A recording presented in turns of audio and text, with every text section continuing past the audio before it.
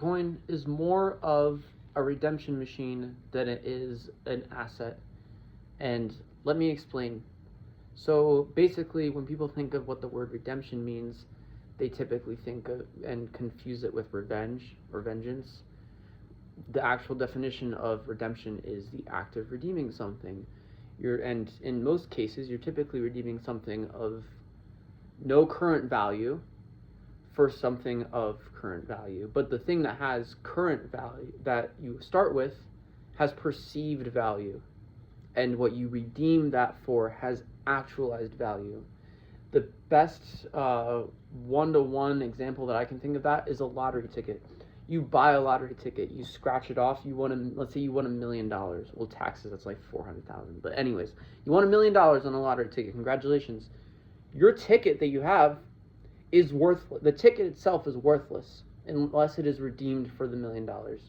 So you have a lottery ticket, which is paper. It is only worth the paper that is printed on, which in that case is nothing.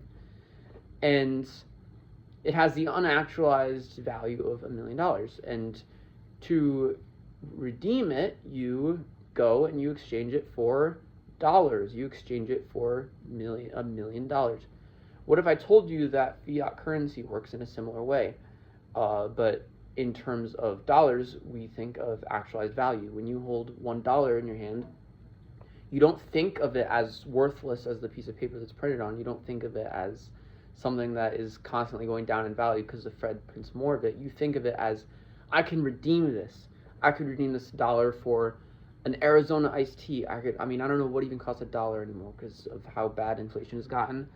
But the point is, you can redeem that for something of actualized value. A dollar has perceived value.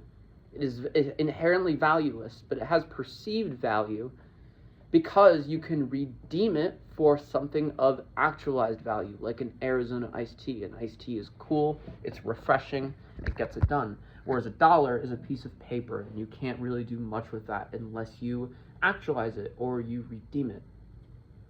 On another level, Bitcoin is essentially actualized true value.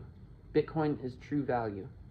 So when you take fiat money, you take paper money that is valueless because the Fed prints more of it, and you buy Bitcoin, you're taking money that you've worked for your entire life that is going down as you get older and losing its buying power, and you're redeeming it for an asset that is stable in value and limited, unlike the dollar, which fluctuates and is quite literally unlimited because the Fed prints so much of it at every given year. So Bitcoin should be thought of as a redemption machine. It should not be thought of as merely an asset. It should not be thought of just as big stock. That's how I thought of it in 2020. That's why I didn't get it in when I should have. But it is a redemption machine where you take the dollars that you worked for that are not working for you and are not holding their promised value at the time that you earned them, and you're redeeming those dollars for a solid asset that has a fixed rate.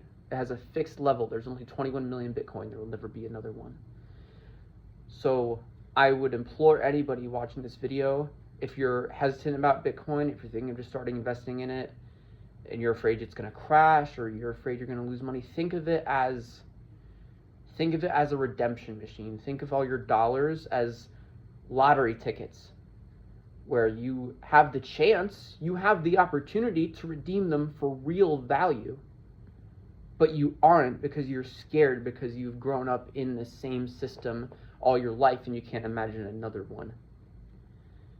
But think of it in terms of your dollars not being worth what they are worth now in 15 years, and your counteraction to that is redemption.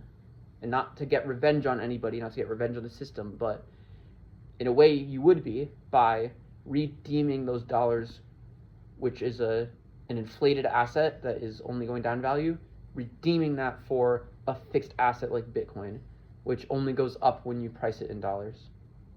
So that's what I would have to say. That's what I would really implore everybody to start looking into when they're exploring their options of buying Bitcoin and like how much they're comfortable putting into it.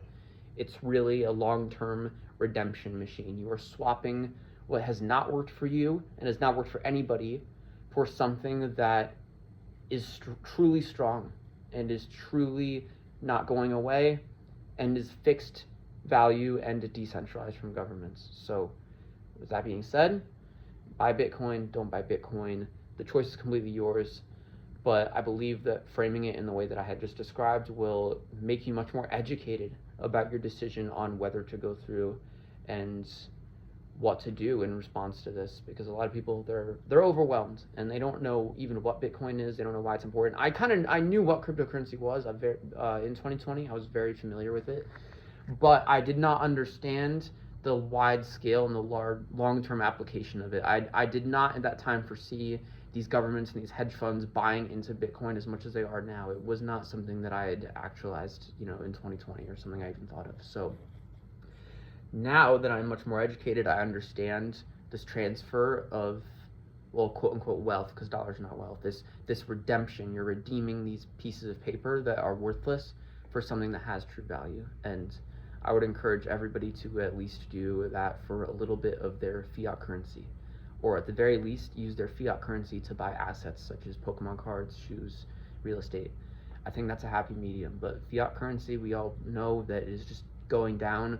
If we haven't seen that in 2020 with the Fed printing billions of dollars in 1 year, I don't know what would tell you that that's the way things are going. So I highly recommend you position yourself accordingly for the next 10, 20, 30 years, and you understand where things are moving, and you understand that by looking at the past and looking at what hasn't worked and trying to rotate the things that have worked and will work. So thank you for watching this video, and I'll have a lot more videos about this to come. Thank you.